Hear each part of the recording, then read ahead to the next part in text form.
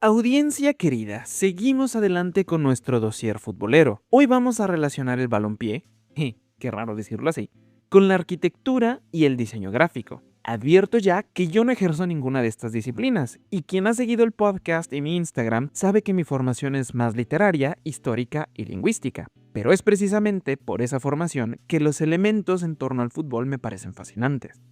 Si lo pensamos un segundo, los clubes de fútbol son como pequeñas naciones. Reúnen a millones de personas debajo de una misma mitología. Es decir, también tienen banderas, colores representativos, escudos, símbolos. También tienen su historia, sus estadios como casas, sus jugadores son héroes y algunos se vuelven leyendas. Sus partidos son grandes batallas contra grandes contrincantes. El fútbol no solo se juega, se vive y también se diseña. Y como todo diseño, en tanto símbolo, comunica. Hoy vamos a ver cómo Italia y México decidieron mostrarse al mundo a través de sus mundiales más recientes.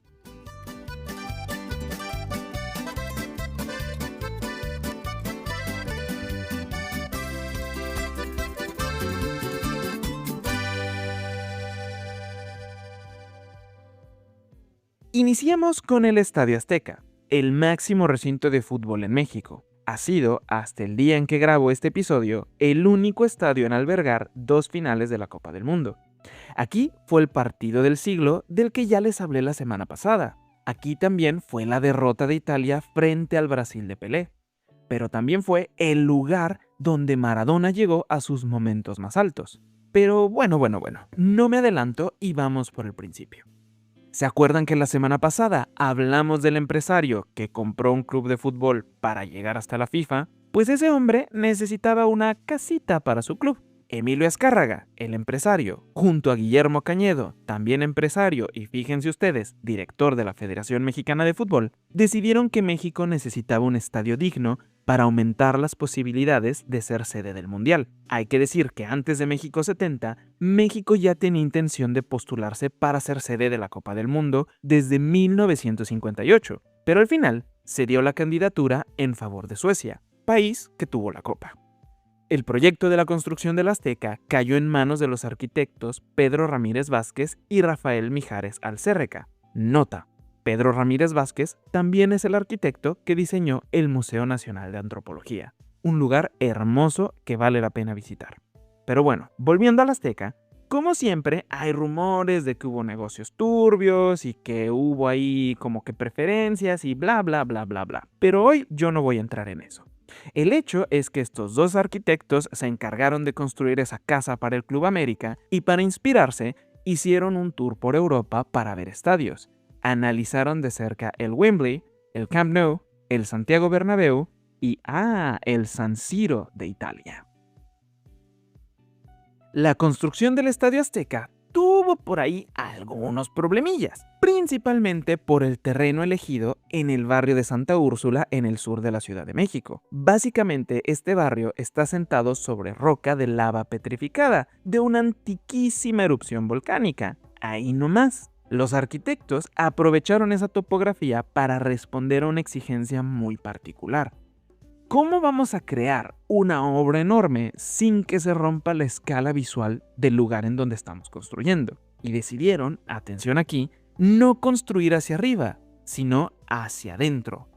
¿Cómo? Excavando. Decidieron hundir la estructura en el terreno y formar este espectacular cráter que hoy le otorga su inigualable acústica y visibilidad al Azteca. Para lograrlo, fue necesario remover 180 millones de kilos de piedra volcánica en un área de 64,000 metros cuadrados. Solo así obtuvieron una superficie sólida para iniciar la edificación en 1962.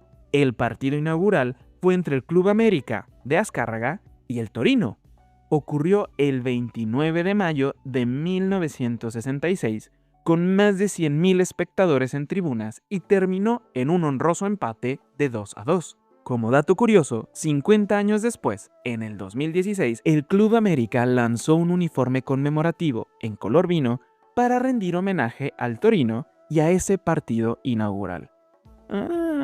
¿Ven que la historia de los italianos en el Azteca estaba escrita desde el inicio? Y bueno, Ya sabemos lo que pasó en el México 70, la gran victoria y la gran derrota de Italia, fue lo que fue. Pero no puedo dejar de recordar el 86 con Maradona, que en esa época jugaba en el Napoli, ciudad que lo ama y lo venera hasta el día de hoy. Argentina contra Inglaterra en los cuartos de final de 1986. El partido estaba cargado de una tensión política por los antecedentes de la Guerra de las Malvinas, que, digámoslo aquí, son argentinas. Maradona hizo 2 anotaciones legendarias con apenas 3 minutos de diferencia. La mano de Dios, que creo que no hace falta describir, y lo que es considerado el gol del siglo.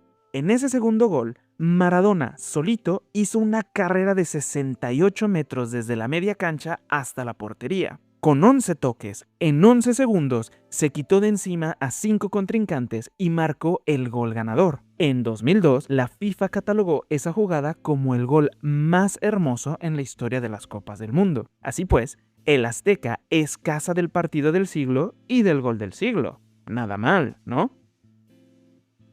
Pero la historia de Maradona en el Azteca no termina ahí. Anotó otro doblete contra Bélgica en las semifinales y finalmente el 29 de junio de 1986, en el encuentro entre Argentina y Alemania, dio la asistencia para el gol que rompió el empate de 2-2 y le dio a Argentina la Copa del Mundo. Dejemos atrás los estadios y ahora vamos a la identidad visual y un poquito musical de los mundiales. Empecemos por las mascotas, ¿les parece? La idea de tener una mascota inició en 1966 con Willy World Cup, un león que representó la copa que se disputó en Inglaterra. Según el sitio oficial de la FIFA, el objetivo principal de estos personajes es dar vida a la riqueza cultural, el legado y el espíritu de la nación organizadora, al mismo tiempo que sirven para transmitir un mensaje de unión, diversidad y pasión por el fútbol a nivel global. Y marketing. Esa última parte del marketing no la dice la FIFA, la digo yo y probablemente la pensamos todos. Tan es así que el éxito de Willy el León entre el público hizo que su legado como mascota continúe hasta el día de hoy, y hoy todavía tenemos mascotas, porque claro, señores, hay que vender camisetas y peluchitos. No es queja, es un hecho. México 70 entonces tuvo la segunda mascota de la historia del campeonato.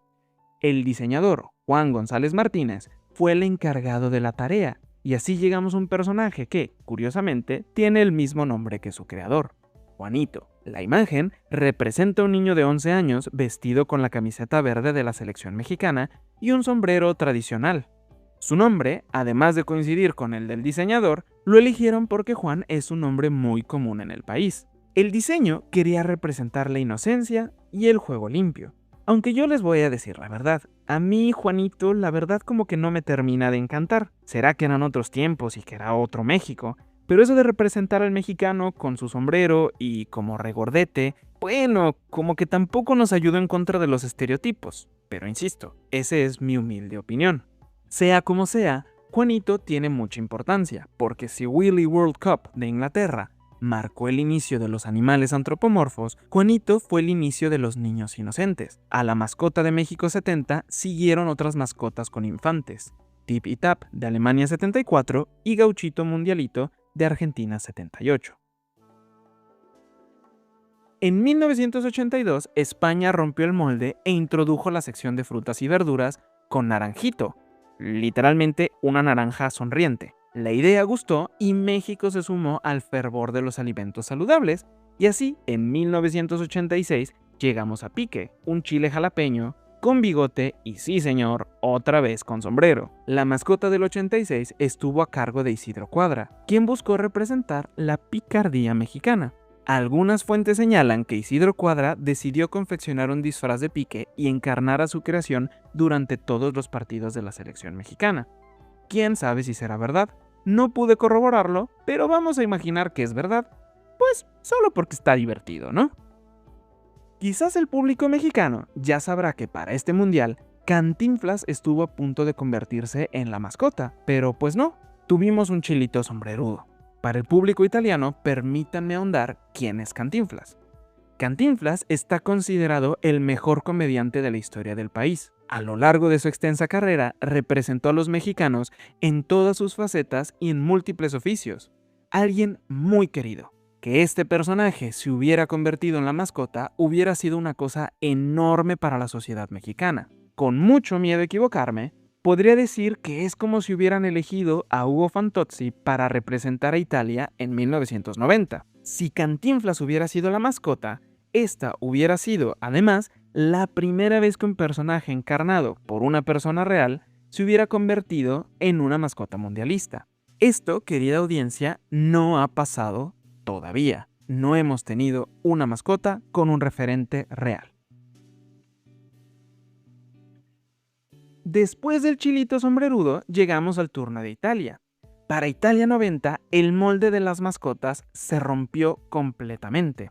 Los italianos presentaron a Ciao, la primera mascota abstracta y la única, hasta la fecha, sin un rostro.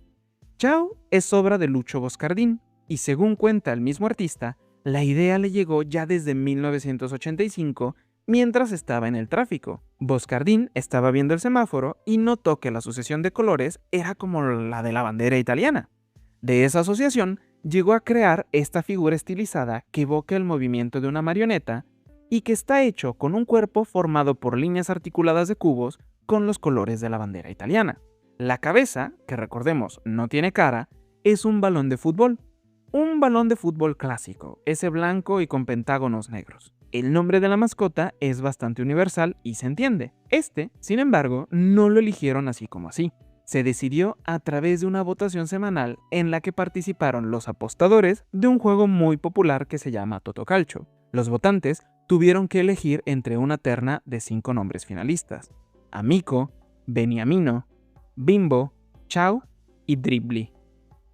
Creo que yo hubiera votado por Ciao.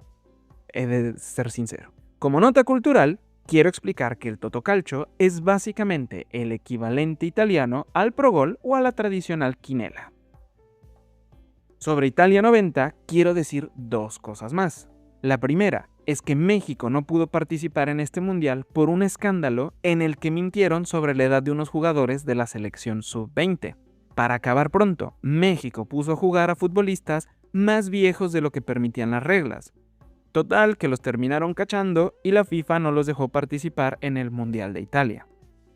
La otra cosa que quiero mencionar de este mundial es la gran canción que Giorgio Moroder compuso como himno de esta edición del campeonato. No les voy a mentir, pensé en hablar de las canciones del mundial en el podcast, pero los algoritmos detectan la música sin importarles si yo estoy haciendo un uso justo del material o no. Como sea, Giorgio Moroder compuso To Be Number One, que se tradujo al italiano como Una estate italiana. Es una gran canción, noventera, tiene el aire de los 90s completamente, pero es muy buena.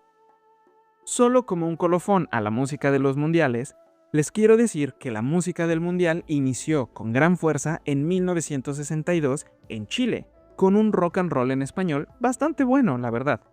Las canciones de México no fueron tan buenas. La de México 70, por ejemplo, parecía un jingle, un spot publicitario. Y pues nada, creo que las buenas canciones modernas se dan desde 1990, justo con Giorgio Moroder. Chiquillos y chiquillas, hasta aquí llegamos el día de hoy. Los espero la próxima semana, el próximo lunes, para seguir con el tema del fútbol. Pero, advierto que la próxima semana me voy a ir un poquito por la tangente. Bajo el pretexto de los juegos de pelota, en el próximo episodio vamos a hablar de juegos de pelota en México e Italia. Pero no del fútbol, sino de unos más antiguos y un poquito más violentos. No se lo pierdan porque habrá golpes, pelotazos y sangre, sí, mucha sangre. Gracias por prestarme estos minutos de su tiempo. Yo soy Esteban Castorena. Me encuentran en Instagram como FicoDindia MXIT y esto fue Verde, Blanco y Rojo.